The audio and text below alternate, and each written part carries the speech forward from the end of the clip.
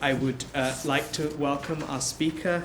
I'm really delighted to be able to do so. Amy Yee is here to talk to us about a new book, Far from the Rooftop of the World, Travels Among Tibetan Refugees on 4 Continents.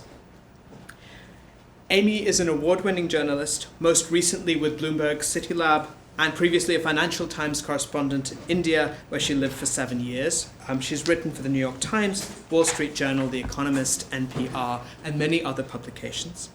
She's won 3 awards from the United Nations Correspondents Association, 4 from South Asian Journalists Association, and first place from the Association of Healthcare Journalists for analysis about reducing deaths of children in India and Bangladesh.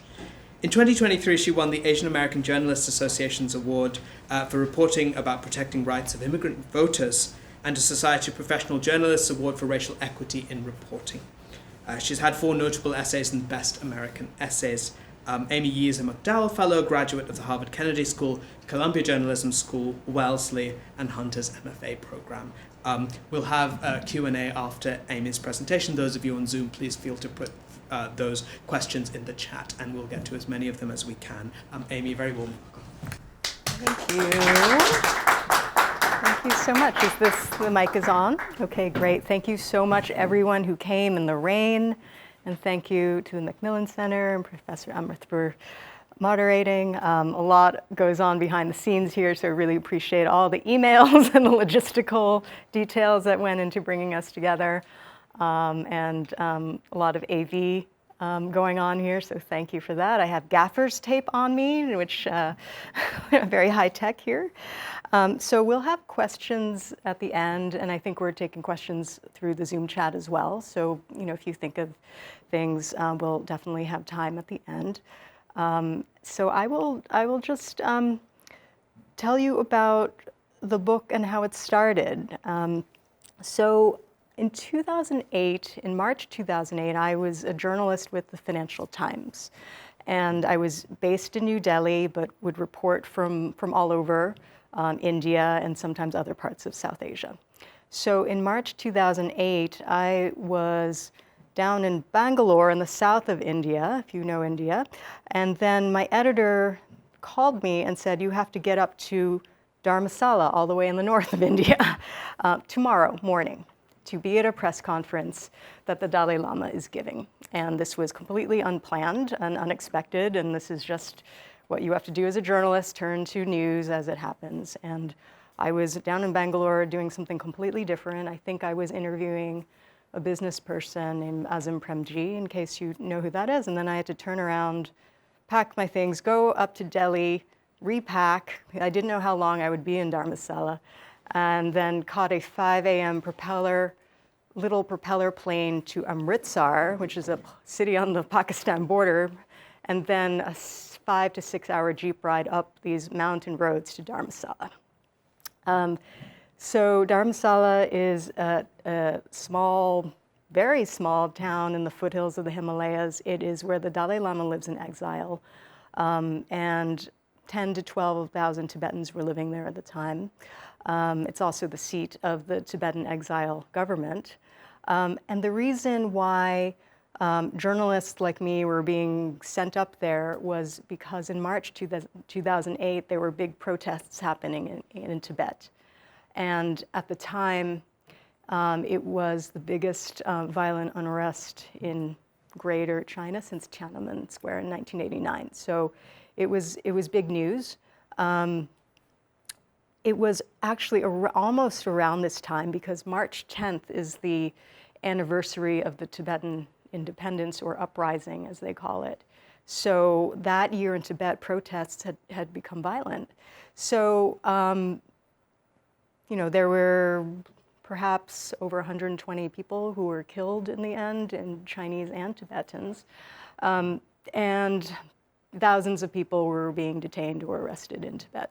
So I was late to the press conference, and I was literally running there, to go through security, and I was late. So there were no seats left in the hall where the Dalai Lama was speaking, and all the journalists were there, and I knew a lot of them from Delhi, but I sat on the floor because there weren't seats, and the Dalai Lama could see me pretty well.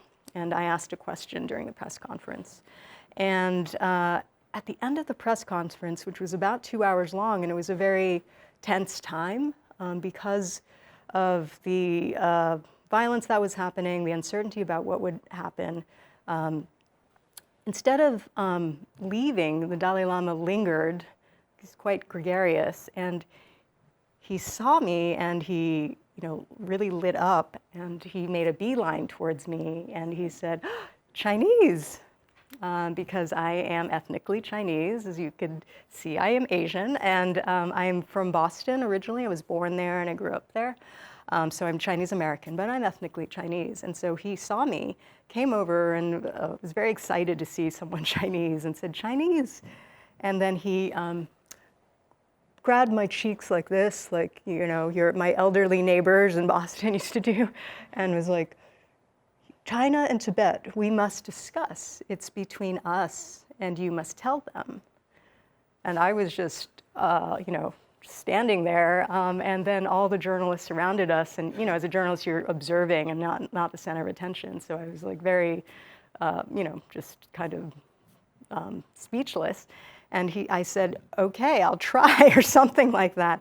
And then he grabbed me in a hug, and he kind of held me for what seemed like a long time. And then all these photographers were there from Reuters and AP and AFP, so they took photos of that. And then that photo went out on the wires around the world and was in newspapers around the world, which is kind of funny because I don't even like to take photos myself. And so a friend of mine who was in New Hampshire at the time, he emailed me a few days later and said, "And Amy, did the Dalai Lama hug you? Because I'm looking at the Concord Monitor, and I see a photo of the Dalai Lama hugging you." And so I did manage to find the photo. I hadn't seen it for a long time, but I asked a friend of mine from Reuters if he could find it for me in their archives. So this is the photo from March 2008. And then he subsequently grabbed me in a hug. I think I'm wearing the same watch. So the shirt has meanwhile been retired and had holes in it. That was the start of my first visit to Dharamsala. And some people have then, so I stayed in Dharamsala for almost a week, which is a long time for a journalist to stay in a place, because usually we have to move on to the next thing. And during that time, the setting and the scene in Dharamsala was like thousands of Tibetans were marching and protesting in the streets peacefully, holding signs, saying like human rights, or holding photos of the Dalai Lama, or holding the Tibetan flag. And so for all those things in Tibet itself, you could be arrested or worse. And then here we were in exile, and people could express themselves freely. And so thousands of people were marching daily at all hours, candlelight vigils, rallies, all kinds of activity. And it really struck me that this was like a parallel universe of Tibet, where in the homeland it was being, all those expressions would be repressed. And meanwhile, in exile, this could be expressed freely. So some people then have said to me, "Oh, you wrote the book because the Dalai Lama told you." And just to clarify, I didn't write the book because he told me to. I don't think he had this in mind. And I just became really intrigued with Dharamsala and the people, and just how Tibetans preserve their culture and identity in exile.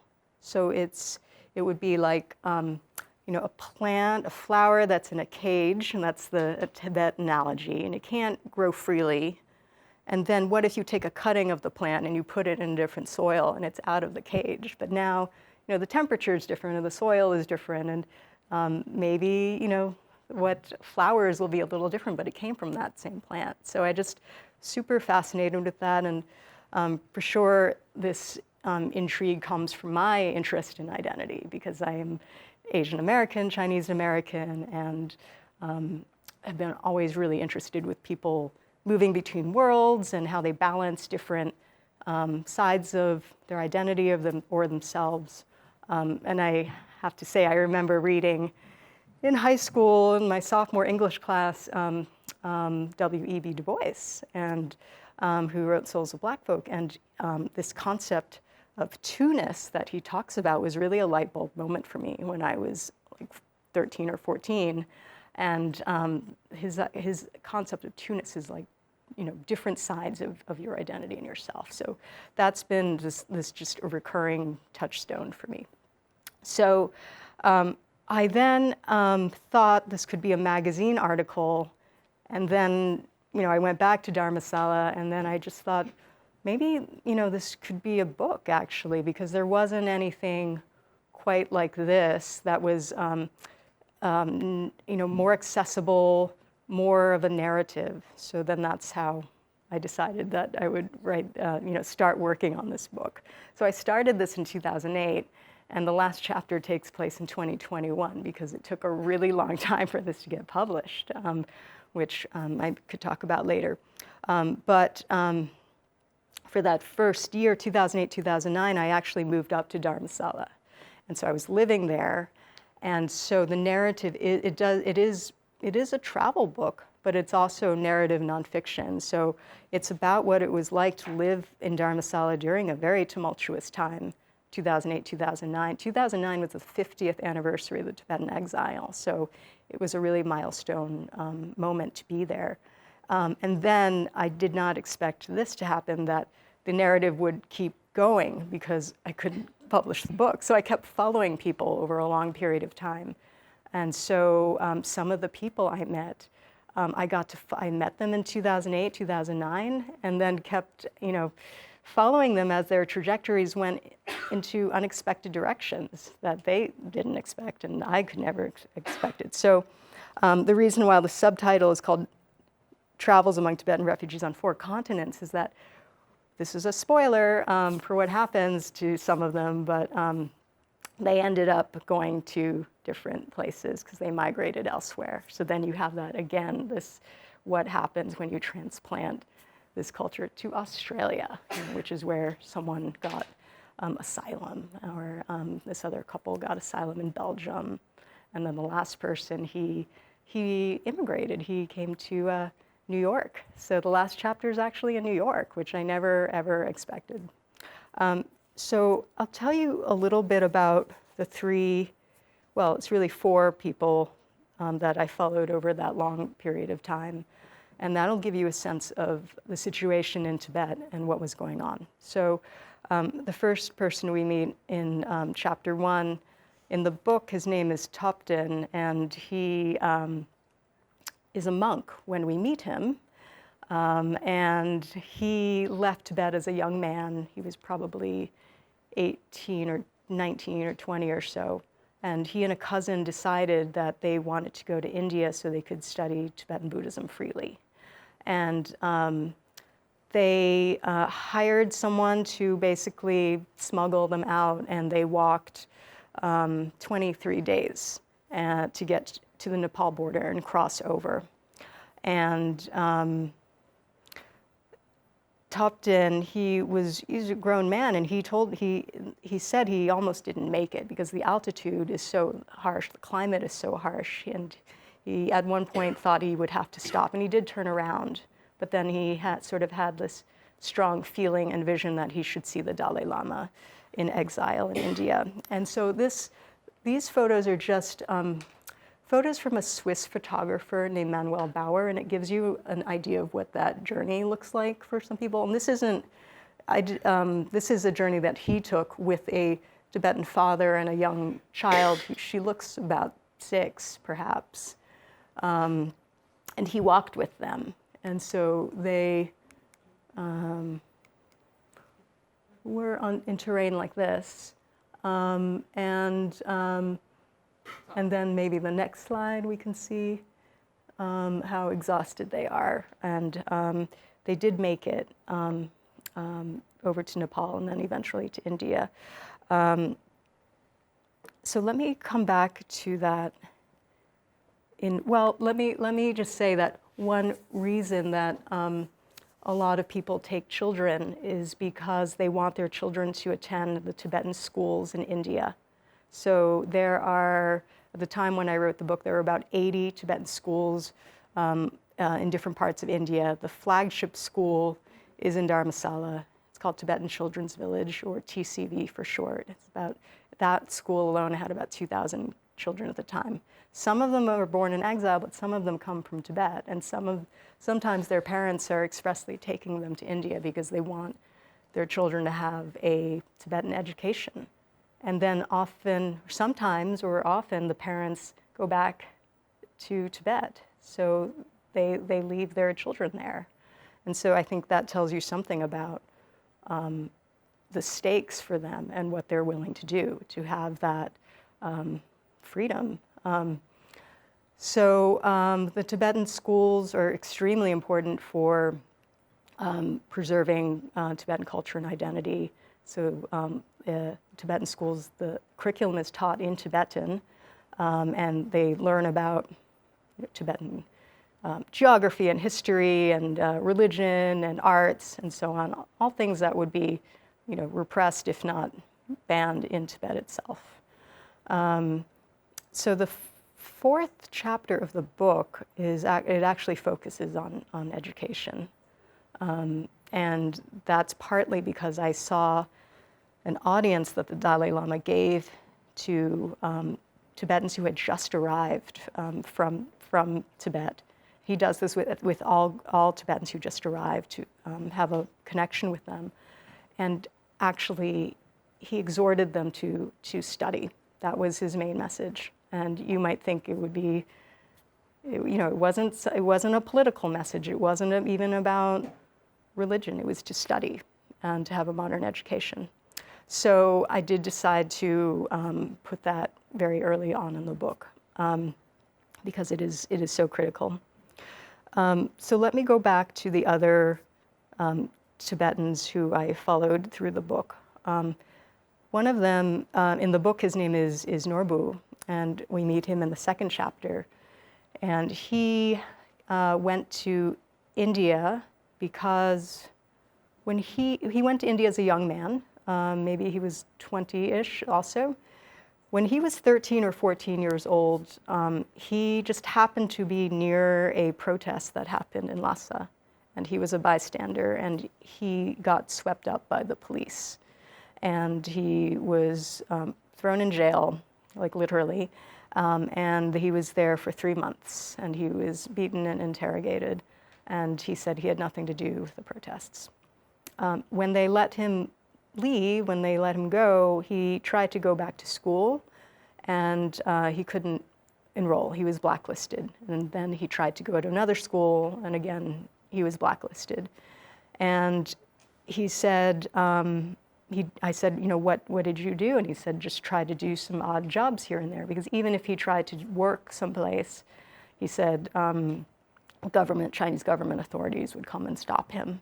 So at some point, his older brother said, maybe you should go to India because here you don't have any prospects. And the way that Norbu described it, he said, he was referring to when he was swept up by the police. He said, since then I lost my chance. And that's actually the title or the subtitle of that chapter, because I just thought that was such a poignant way to describe what happened to him. I mean, he could have said, my life was ruined. And after he left Tibet, he was never able to go back. And he was always trying to see his mother again because she was aging.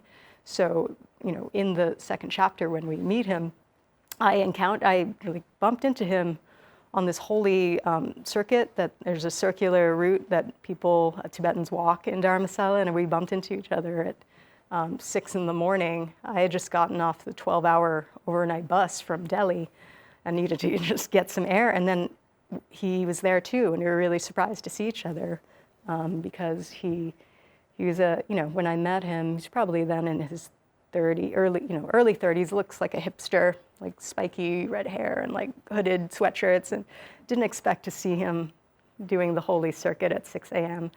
But I found out later that he does that frequently, regularly, because he's praying so that he can see his mother again one day.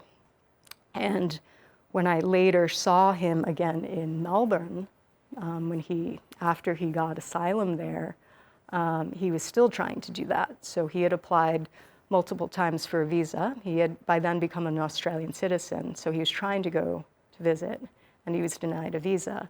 And he was thinking, maybe if I go to Thailand and try to get a visa from there, maybe the chances will be better, but I don't think he's been able to go back. And even the first person I mentioned, Topton, was never able to go back and has never seen his family again since then. The third set of people, it's a couple. Deki is the woman or the wife, and Dundup is the husband. I met them, let's see, in winter of 2008 or early winter of 2008. So they left Tibet that winter. I met them shortly after they arrived in India. They left as a direct result of the protests in March 2008 that I talked about in the beginning. They had helped a friend photocopy some flyers. And they weren't political, but they helped their friend photocopy some flyers that said human rights. And that fall, their friend was arrested, or late fall, their friend was arrested. And they instantly knew that they had to leave. And they had carved out a middle-class life for themselves in Lhasa, and they weren't connected people, but they had managed to get pretty good office jobs. They had a nice house, they had a car, they had a comfortable life, and they had to leave everything behind. So I think I'll just read a little bit to give you a sense of Deki's perspective and voice about her recollection about that decision and leaving.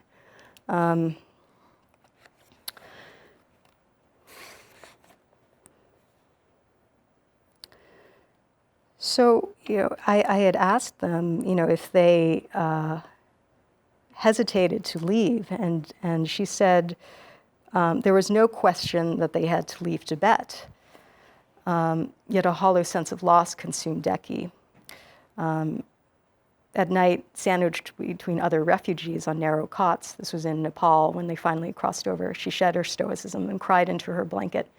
She said, "We spent our whole life in Tibet under Chinese control.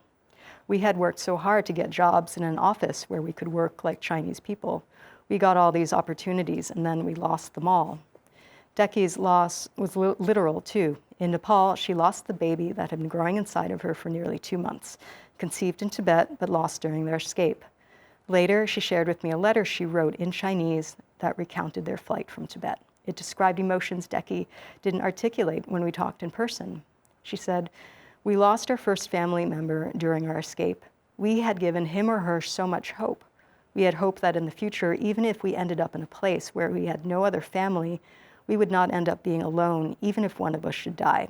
We had thought that we would try our best to raise the child to be a useful talent for Tibet. But in the blink of an eye, everything fell apart." And I'll just skip to the end of that chapter because I asked them, did they regret their decision or what they thought about their decision in leaving everything. I had asked the same question of a Tibetan man imprisoned in a Chinese jail for 7 months. After the prison guards beat him, they left him naked in the cold, so pain seeped deep into his body. His crime, making photocopies of the Tibetan flag. He still suffered health problems, and though he had escaped to India, he could not earn a living. Did he regret making those photocopies? I asked him quietly. Tears slid down his face, and he wiped them away with the flat of his hand. He nodded. Deki and Dundup lost so much, their home, jobs, relatives, and the beginning of a baby. But without hesitation, both she and Dundup shook their heads at my question about regret. She said, "Even though we had to leave Tibet, we don't regret making the photocopies," Deki replied firmly. "We did something right, something good for Tibet." That gives you a sense of their perspective and her voice. So that gives a sense of why people left Tibet and went to India. I do have to say that during the course of reporting the book, I was still, I'm a working journalist, so I was still writing articles along the way. In the end, I probably wrote maybe 25 or so articles for US and UK media outlets. And, I met a lot of people, and people from all walks of life during the course of the reporting. And just want to say first that I met Chinese democracy activists there. They were there to have meetings with the Tibetan exile government and other Tibetan leaders in the community. They were also there for the 50th anniversary of the Tibetan exile. And that was a big, momentous day, as you can imagine. And there was a huge ceremony in the morning, and the Dalai Lama gave a big speech on this kind of makeshift stage. And he actually had the Chinese democracy activists sitting with him on the stage, along with other people, other Tibetans. But I mean, it's such a, just notable thing that he did. I mean, if you think about all the conflicts in the world, would a leader have the people who are on the so-called other side sitting with them on stage like that? So the Dalai Lama was very adamant about reaching out to ethnically Chinese people. And as you can see from his first interaction with me, like he was literally doing that. And he was always very enthusiastic about meeting Chinese people, ethnically Chinese, and would have special audiences with them or meet with them one-on-one. So he said something really interesting, and it's the title of one of the chapters. He said, my faith in the Chinese government is getting thinner and thinner, but I still have faith in Chinese people. And so he certainly did not conflate someone ethnically Chinese with the actions of the government. And it seems that Tibetan people also took that message to heart, because as an ethnically Chinese person, one might think that people were hostile towards me in Dharamsala, right? But actually it was the opposite, and people were really warm and welcoming to me. And sometimes they would come up to me speaking Mandarin, and I did not do that. I mean, my Mandarin is mama hoo-hoo. It's like, okay. But they would come up to me speaking Mandarin, and then they would be a little disappointed I was American. They would, and it seemed like, oh, that's kind of not interesting anymore. So, it was definitely counterintuitive. But the warmth and welcome I felt from Tibetan people throughout India, and then, in exile in Australia as well, double exile, I should say, because they're in India, exile in India as well. I didn't feel that. People were quite welcoming to me. So there are different parts of the book where that happens, where someone, Tibetan came up to me thinking I was Chinese from China, and then kind of disappointed that I wasn't, and that I'm American. So another group of people I met were different kinds of activists, and I'll just go on a little tangent here to say, I guess the next slide. This is one of the articles I wrote, and this is from 2009. It's in The Nation, and it was about how activism is taught amongst the Tibetan community. One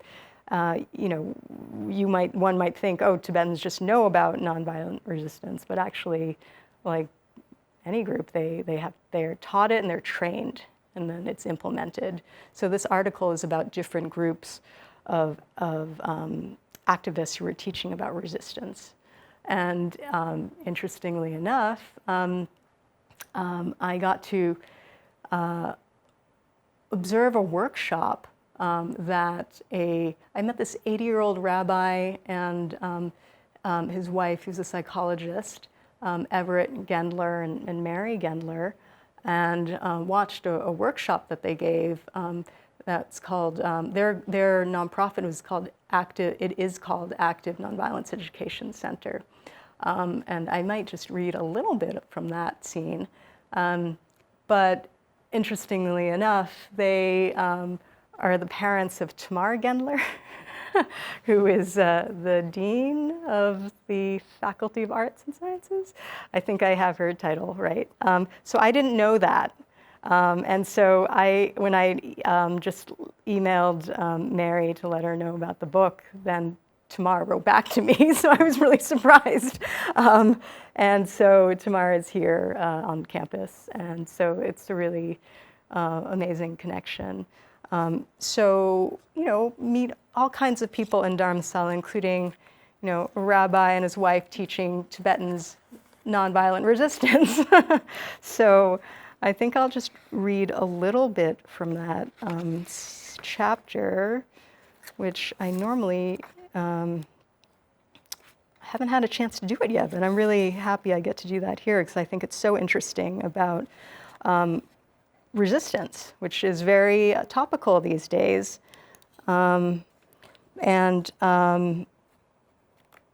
Here's the setting for what happened. So on a cold winter day, white-haired Everett Gendler, dressed in a plaid flannel shirt, corduroy pants, and sturdy hiking boots, led a classroom discussion of 20 young Tibetans who sat in chairs arranged in a circle.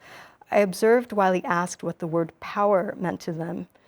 The students were silent and shy at first. Many of them were from farming or nomadic communities, and even those from Tibetan cities had limited education. But the students warmed up as one by one they went around the circle and shared telling responses. Power means something frightening, said one young woman in soft English. Power means bad or evil. It means violence and someone who monitors things, other students offered. I just think that's so very telling about what power meant to them, something very negative. And then I do want to just mention that the Gendlers in their workshop, they talked about the teachings of Gene Sharp, a Boston-based intellectual who was then in his 80s, who outlined 198 methods of nonviolent action in his 1973 book, The Politics of Nonviolent Action. The list included, among other methods, communications with a wider audience. Number 7, slogans, caricatures, and symbols. 8, banners, posters, displayed communications. There's another category, symbolic public acts. That includes 18, displays of flags and symbolic colors. 19, wearing of symbols. Processions. Number 38, marches. Number 39, parades. There's a list of 198 of these. And I just think that's so interesting, and it's come up for me in my personal life where there are things happening in the world and you want to feel like you have a say or a voice, and it might be something small, and you feel like you can't do very much, but there are plenty of ways to express resistance, and they can be large ways like rallies and demonstrations, but even having colors or a button or those are other ways as well. So I think it's just heartening to think about those ways that you can still express your voice. So that was just an interlude about this connection with the Gendlers, and it was just really great to meet them. I was living in a Tibetan nunnery at the time, and we didn't have much water, because water in Dharamsala was not, sometimes the water would just stop in the winter, and the Gendlers were staying at this nice hotel, the one place where Richard Gere usually stays, and they were like, if you need to take a shower here, you can come over. So that was very nice of them. I didn't do it, but it was nice to know if I needed to. So let's see, we're pretty good on time.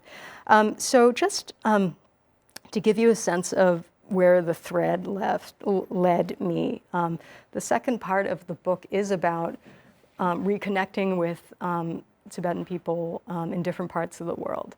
So, but first let me show the next slide. Yes, so this is still in India. So let me step back for a moment. This is still in India, and this was just a trip I made to Karnataka, which is in southern India. Bangalore is the capital. And this, at the time, was the largest Tibetan settlement in India. It's called Bailakupi. It's about 5 hours south of Bangalore. And this landscape is totally different than the foothills of the Himalayas or the Himalayas, as you might get a sense, because there's a windmill in the background and lush grass. In the 60s, Tibetans actually were resettled in different parts of India. Most people know Dharamsala, but actually they were resettled all over India in some really unexpected places. And that was, the various governments offered land to them. So the Tibetans who settled here in the early 60s, this landscape originally was like thick jungle or forest. And they were pretty terrified because they could hear elephants in the jungle. And if you're coming from the Tibetan plateau, and then you're transplanted into a jungle with elephants, and the climate is really different. People were really sick, and a lot of people died. In a book by John Avedon, he interviewed early settlers there, and I refer to his book a lot in my book. But he interviewed an early settler. They were told to clear the land to grow crops, and they said, "Why are we doing that? We're going back to Tibet." And they didn't realize they'd stay there for a long time, but they did, and they cleared the land, and with advice from a Swiss agricultural advisor who said this climate is perfect for corn, they started growing corn, which they had never really had because you don't grow corn in Tibet. And so actually by the mid-60s or late 60s, this settlement was self-sufficient because of corn. And I just think, again, that's such an interesting example of like adapting to another culture, another place. So the corn part I find really interesting, and I felt like when I was in an auto rickshaw going into the settlement, and this reminded me of Iowa, because there were just cornfields everywhere. And one of my first sights as we entered the settlement, I saw a monk with in his red robes with a trucker's hat on a tractor in a cornfield. And it just felt like so surreal. So anyway, Bailakupi I thought was just, a pretty extraordinary example of that transplantation of culture, literally. And the monasteries here, the early monasteries were like shacks in muddy fields or muddy clearings. Sadly, some of the big flagship monasteries in Tibet have dwindling numbers of monks for various reasons, basically repression. So just to give you a rough idea, like one of the flagship monasteries in Tibet has like 300 monks.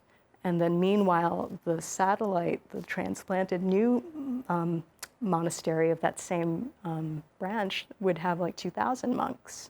So on one hand, it's quite tragic that the original monastery has dwindling numbers, but kind of incredible that they've managed to have this transplanted culture and religious institutions in India, all the way in the south as well.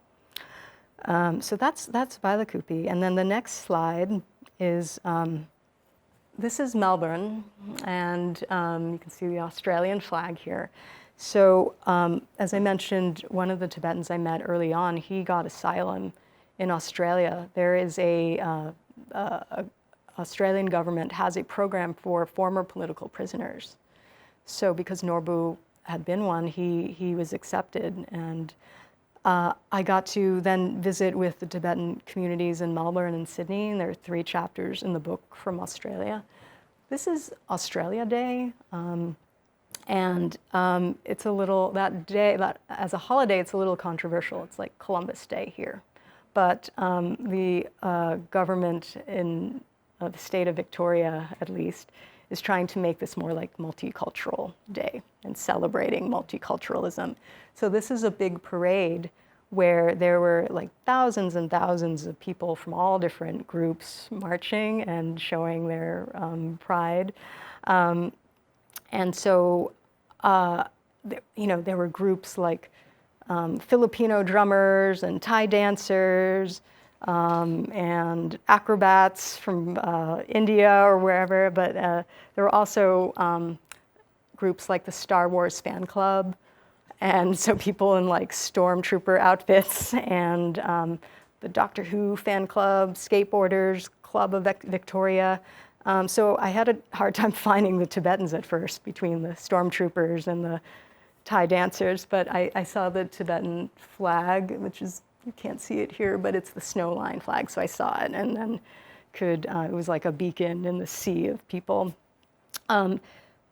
It was, kind of extraordinary to see that, and I think at this point I'll play an audio clip. It's a radio story I did for Voice of America, and I'm a print journalist, I'm a writer, but I learned to do radio so that I could do stories like this. So I'll go to my computer and step out of the, am I going to blow something up or?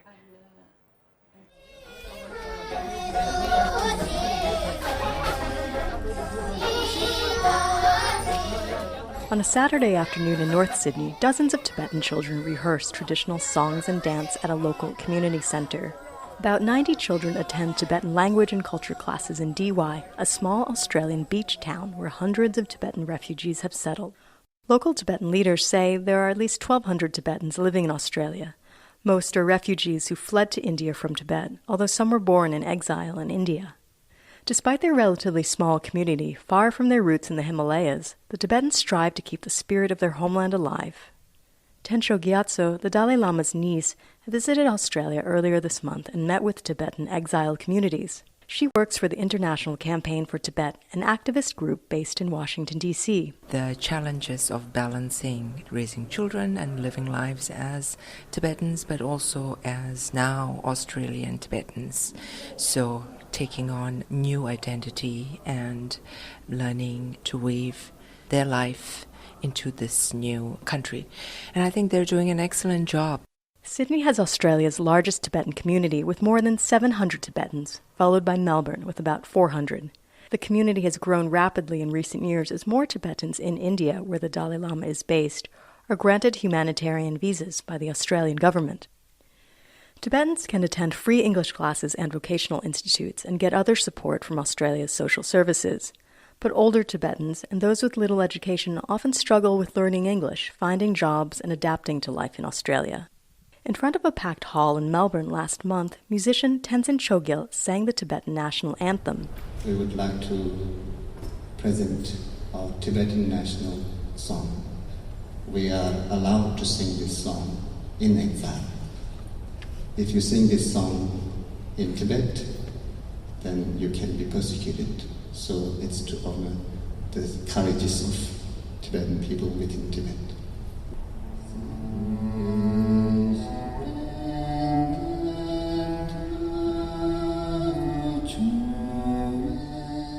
Displaying the Tibetan flag and images of the Dalai Lama in Tibet also can be cause for persecution by Chinese authorities. China accuses the Tibetan spiritual leader of being a splittist, even though the Dalai Lama only calls for autonomy under China, not separation. In part because of this conflict in their historic homeland, Tibetans abroad focus on preserving their culture despite their relative isolation in far-flung communities. Since street protests in Tibet in 2008 that led to an intensified Chinese crackdown, some Tibetans began observing Lakar, or White Wednesday. Each Wednesday, Tibetans wear traditional clothing, eat Tibetan food, and patronize Tibetan businesses to support their culture. In Dee Why, where Sydney's Tibetan community is based, Tibetan men and women in traditional tunics and chuba dresses can be spotted amid the shorts and flip-flops worn by beachgoers. Dorji Dadul immigrated to Australia in 1980 and helped start the Tibetan language classes in Dee Why in 2002. That's the very identity of a Tibetanness. Without the Tibetan culture and tradition, then Tibet, there's no more Tibet. We can be anybody, just a Joe Bloke citizen of Australia. While retaining their own cultural identity, Tibetans here also participate in local holidays. On Australia Day, on January 26th, hundreds of ethnic groups paraded through Melbourne's city centre in a colourful celebration of the country's multiculturalism. More than 70 Tibetans wearing traditional Tibetan outfits joined the throngs and waved Tibetan and Australian flags. Tinley Jigme arrived in Australia from India 4 months ago. He marched in Melbourne's Australia Day parade, and his eyes lit up when describing the experience. It has given me a sheer honor to have shared the route and parade with them, march with them, showing our own tradition, our own culture, dresses. It's a way much honor for me. So I'm just hoping sometime like this in Tibet soon. Keeping Tibetan culture alive in exile has deeper significance for emigres. Jigme thinks of those in Tibet experiencing repression under China's administration. I have a responsibility of just creating the awareness what goes in Tibet, the reality situation in Tibet. For Australia's exiled Tibetans, like many others around the world, Losar is a celebration of the resilience of a culture that remains under threat in its traditional home. Amy Yee for VOA News, Sydney. So that was a radio story I did for Voice of America, and it's great just to be able to hear people's voices. And I loved when Jigme said it's been a sheer honor. So it's the subtitle of that chapter. And just to say that Losar is the Tibetan New Year. And it just passed, it was recently, this year, it was end of February, I believe. And so back in 2009, when I was living in Dharamsala, it was such a tumultuous and anguished time that Tibetans in exile decided not to celebrate it. And it was very unusual. I spoke with like 80-year-old Tibetan women who said they had never in their lives not celebrated Losar, but that year they would stand in solidarity and not celebrate it, because how could they celebrate when their compatriots in Tibet were suffering so much? So it was literally there were signs in Dharamsala saying like Losar with like a circle and a line drawn through. So then in 2015, when I was in Australia, I happened to be there around Losar and got to see the Losar celebration in Melbourne in like a community hall. And it was quite, it was just like an amazing, awesome sight to behold. And it was like just a huge party. And people were making momos and dumplings and all kinds of Tibetan food. And there was a dance floor and the DJ, people were in their Tibetan traditional dress from all across Tibet, which is, it's all different. They did traditional Tibetan dance, but at one point the DJ changed his tune and said, it's time to disco. He literally said, it's time to disco. And then Gangnam style was very popular at the time. So then everyone was they were doing the Gangnam style dance, which is like a galloping horse, if you remember. And it struck me that probably Tibetans there had really galloped on horses across the Tibetan plateau. And here they were doing Gangnam style in Melbourne. And there was a Tibetan man who was saying, come and dance with us. And he was wearing his traditional outfit. And instead of having the Tibetan barley beer, he had a Foster's, like a very American, Australian beer. So again, the interesting twists that happen when you transplant culture into different lands and soil. So I'm going to wrap up pretty soon, and I just want to mention, this. On that note about Losar and what a celebration it was, some people, when they just hear about this book, they say it's about refugees, so it must be depressing. And, it kind of struck me. I was like, I guess, that's what people think of when they think of refugees. And there's no doubt that there's tragedy and suffering. I mean, you've heard some of those stories. But I think that, I hope that the book does capture that there's a lot of resilience and, humor and joy as well, as people have in their lives often, if they're fortunate, right? So I just want to end on a note where I got to speak with the former Prime Minister of the Tibetan Exile government back in March of 2009. So this was the 50th anniversary of the Tibetan exile. And Samdang Rinpoche, that's his name, he's the former prime minister, he is a monk and is older. He may have been like late 60s at the time when I met him. And I just came across him walking across this courtyard, and then we had a sit-down little interview. And so I'll just read a bit read from that conversation. And I think he articulates very well this point I'm trying to make. So at the time, it was a very stressful and anguished time, and there was a communications blackout from Tibet. So people didn't really know what was happening. There was anxiety and fear that there might be more violence and arrests and so on. So Samdang Rinpoche was a bit, stressed when describing the situation. But he seemed to visibly relax when I asked what the 50th anniversary of Tibetan exile meant to him. He sat up a little straighter, and for a moment his fatigue vanished. In the exhibition at the Tibet Museum, there were photos of Samdang Rinpoche from over the decades. One showed him as a much younger man, his face not yet gaunt and strained. Some of that vitality returned for a moment. He said, "My memories of my life spent in Tibet are more clear than memories of yesterday," he declared nostalgically. Samdang Rinpoche looked into the distance and smiled. "I remember the colors and shapes of trees in our monastery and the friends we debated with. The last 50 years have seen tremendous change, unbelievable change, so I'm satisfied in many ways. The last 50 years have been the darkest in our history, but Tibetan culture has spread to all corners of the world. His Holiness, meaning the Dalai Lama, is respected all over the world. That is a great achievement." In spite of his weariness, Samdang Rinpoche was hopeful about the future. He said, "The rigidness of Chinese leadership will also change. I hope the next leadership will be more open and transparent. Sooner or later, China will have to be more democratic. Then the Tibet issue will be properly resolved. But we have not wasted the past 50 years. We have used them properly." So I think that's just a really, powerful way to articulate, the struggle, but then also the resilience as well. I think I've covered a lot, so thank you for sticking with me.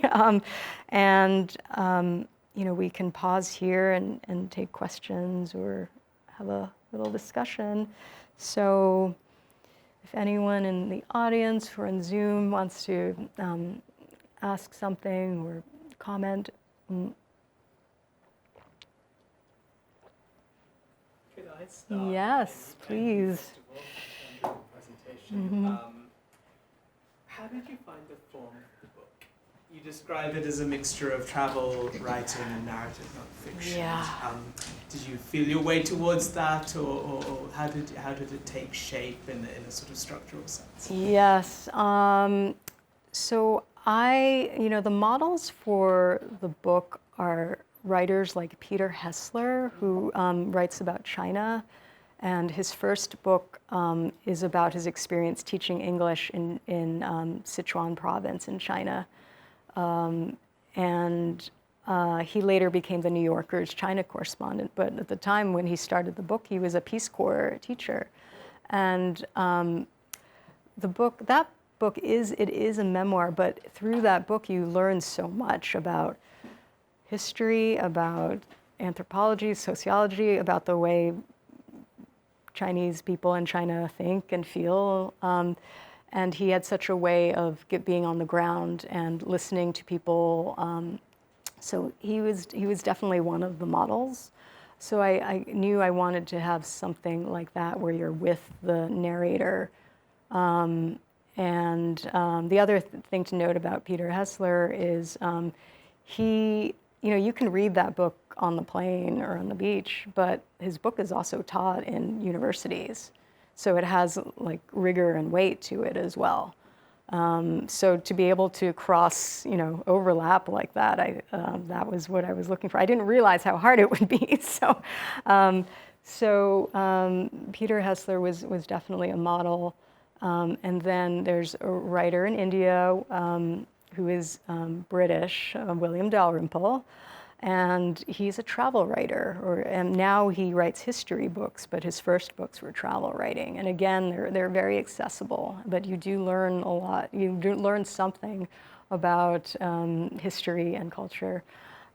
So that's what I was sort of modeling the book after.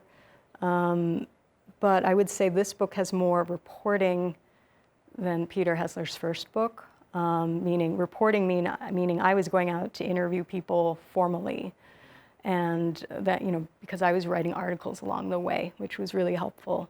So it combines sort of like the on the ground feel of travel, but you get the behind the scenes and the interviews that you would get as a reporter.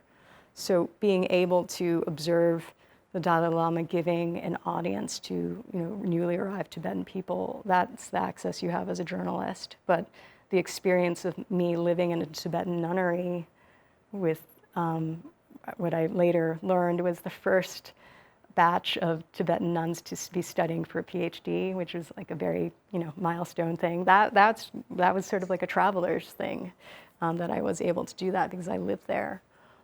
So I could combine, those different perspectives.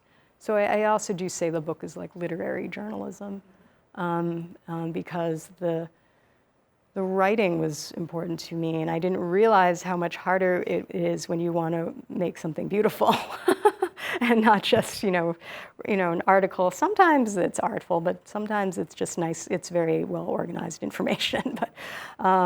And then later, when I was reporting in Africa, there's a writer named Richard Kapuscinski, who's a Polish journalist, and he does literary journalism. And I came across him later after I wrote most of the book, but when I've read his essays, I'm like, wow, this is really, something, to strive for.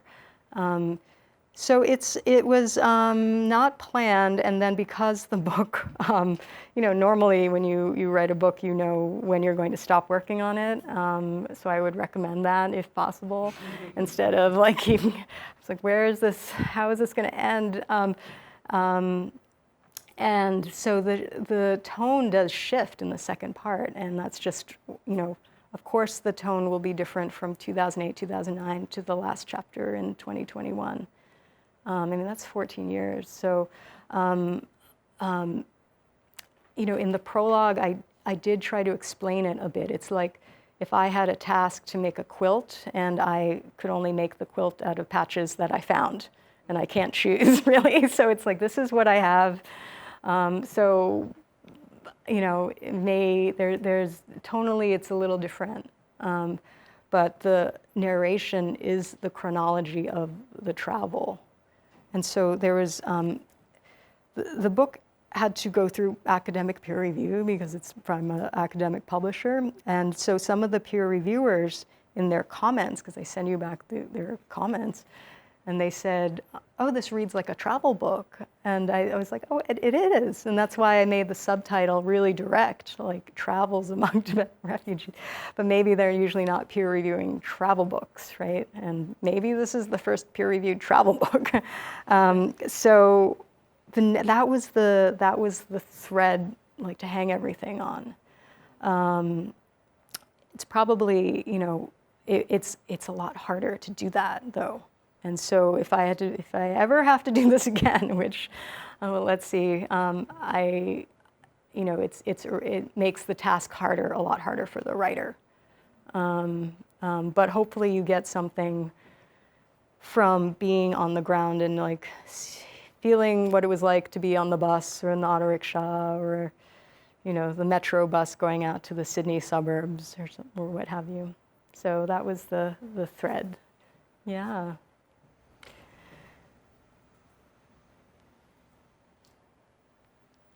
I have a question. So my understanding is that in India there are a lot of Tibetans who have not taken the citizenship. As far as I understand, also because there is the wish of wanting to go back to Tibet. So, and then you have spoken about this person actually that went to Australia and took, living there as an Australia. So, did you encounter also some of the Tibetans in India living like that, and how could you compare them with your when you encounter people living in other parts of the world? Most Tibetans in India, well, at the time I wrote the book, they have a special status as refugees. So they, yes, I think these days some people, especially if they were born there, they could choose to be citizens, but they do have like a special status granted from India. And so one of the Tibetans, Dondap, he showed me his document. It's like he called it a white passport. I don't know if that's the real name. And some Tibetans I've met who live here now, that's what they use for travel. Tibetans in India can, they can move freely, unlike some other countries where refugees are not allowed to leave their camps. So that's like the Rohingya in Bangladesh or other refugee camps in Kenya or so on. So Tibetans in India, they may have a different status, but they can move freely. They can apply to universities as an Indian person would. Sometimes it's harder for them because the education in some of the Tibetan schools, it needs to be reformed and it needs to be better. But there's not a restriction about that. So in terms of just their documentation, they do have some special documentation and status that they're given. Yeah. Does that answer your question, or? Yeah. Mm-hmm. First, I just want to say thank you for what you have done. This book is a treasure, and it's very, very unique. You've bridged many different waters, being Chinese and speaking with Tibetans, and then Tibetans in other countries. So I really admire what you've done in this book. Your book is Beyond the Roof of the World. This is a question kind of far from your book, but I value your opinion both as a Chinese and one who has deeply gone into the Tibetan studies and had the opportunity to meet His Holiness. What do you think will be the result of when His Holiness passes away? Yeah. It's a tough question. Definitely get that question a lot, and it's been an ongoing issue for years. I mean, even when I started the book, succession was a big question mark and a big issue, and there are a lot of journalistic articles about this, and some of my colleagues wrote about this over the summer. So that's also to say that people are very aware and they are preparing or prepared. So from the Dalai Lama's perspective, I mean, he is definitely preparing Tibetans to not be reliant on him. And he has been doing that for like over 15 years. When I first met him, he was already doing that. And that took different forms. For instance, in 2011, he officially stepped down as the head of the Exile government and wanted to shift over to a democratically elected exile government, and has been advocating for democracy in the exile community, where they vote and they elect their own leaders. And I do think that's in preparation, not just for when he passes, but to just not have everyone being so reliant on him. And he, there are moments in the book where he has said things like that to people. He wants people to be self-reliant, whether it's, through education.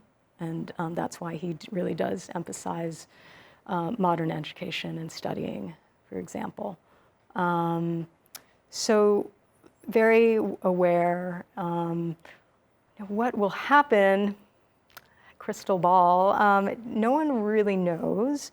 I mean, I think that there's been so much foundational work with these administrative systems in exile. I mean, they're there, they exist. Are they perfect? No. I mean, like any political system, it's politics, so it's infighting, and it's not easy, it's challenging. But then you have the cultural aspects where you have these institutions that are pretty firmly established. So hopefully those will continue to grow and flourish. I mean, personally, I do hope that this idea of not being so reliant just on him, I do hope that takes hold. But Tibetans have such a strong connection with the Dalai Lama. It's hard. I mean, I can't fully express it. A Tibetan person who is Buddhist would be able to talk about that more, or maybe not, because it's just a feeling, like it's a really strong connection.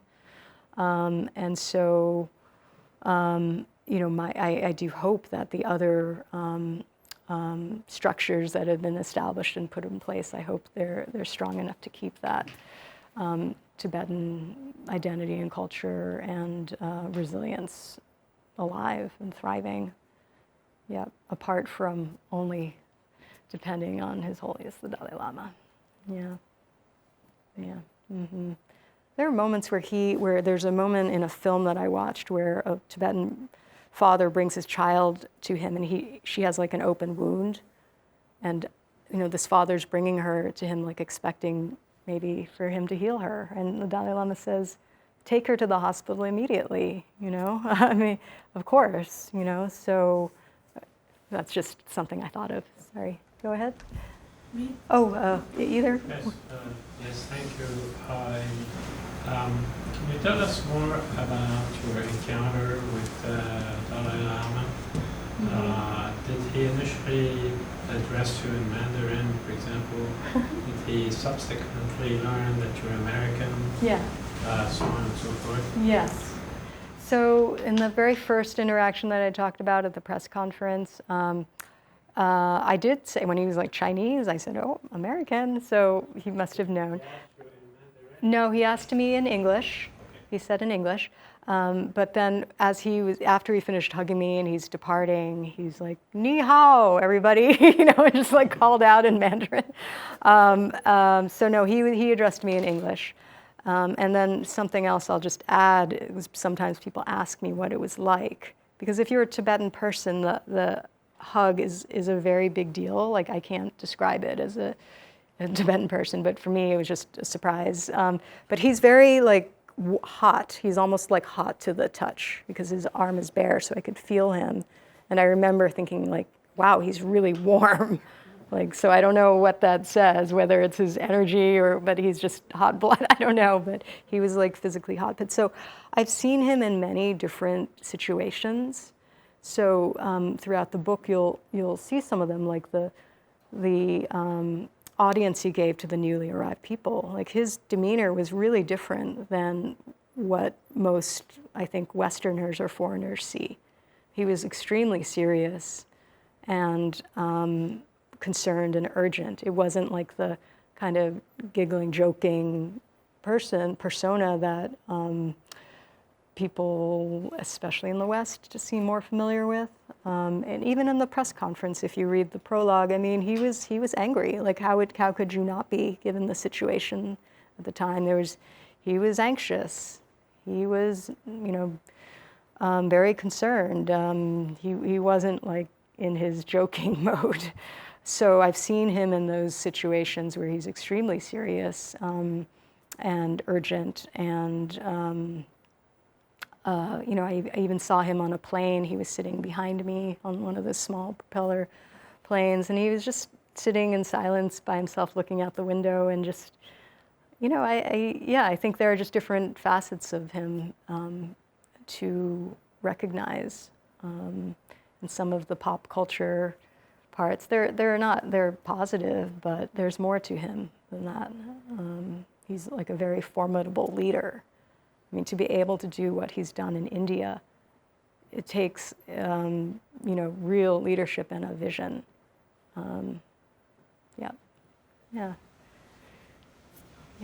Yes. I think you were, Sorry, okay. I saw you. Me? Yeah. Yes. Yep. Sorry, I can't. Yeah. I don't know why I'm having trouble.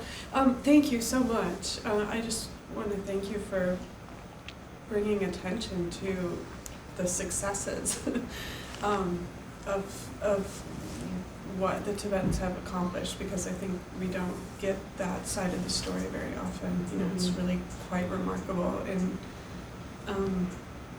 even if it's contrasted against a lot of political failure that has real consequences and causes a lot of suffering. But so I just want to thank you for telling that part of the story. And I'm also curious, you alluded to challenges getting the book published, so I didn't know if you could say more about that. Yeah. For a mainstream publisher in the U.S., I mean, it's getting harder and harder to publish any book because of things happening in the industry, and they do want blockbuster, vampire novels or so on. And so if you're going to pitch something that's has a more serious bent, or something else I realized is, this book isn't about violence or war per se, or terrorism. And I do have a lot of author friends who, and they're amazing journalists and authors, but they didn't have trouble publishing their books. So I don't know, that's just anecdotal. I also heard that, some feedback from publishers who said that books about Tibet don't do well.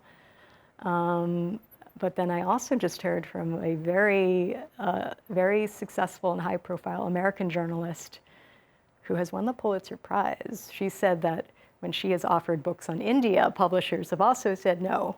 So I, was sort of heartened to hear that. It's not just me. I mean, even her, I feel like she said, she wasn't having much traction. So I was really surprised at that. I mean, because I'm not sure exactly the reasons why, because they don't tell me the reasons why, aside from books on Tibet don't sell, I mean, I think this book is nuanced. It's complex. It's if I had to explain what it is, it's about preserving culture and identity in exile and transplanting. It's kind of, it's nuanced, right? So, interesting lesson. Perhaps should I have chosen something simpler? I mean, something that you can summarize in a tweet. Really? Yeah, it's very kind of a sad state of things. And then, 15 years ago, we didn't have social media and all the distractions and the streaming, and now it's harder and harder to get people's attention. But, I mean, just me personally, I'm trying to read more for my own mental health. And just, it focuses your mind. I need to get off my phone.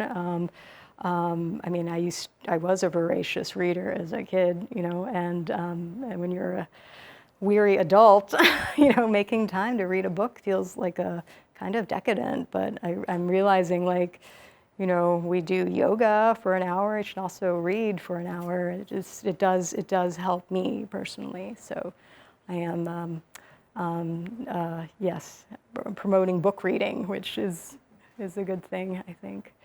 But yeah, no, it was really hard to get the book published. And if you're trying to pitch to like a mainstream, larger publisher, you need an agent.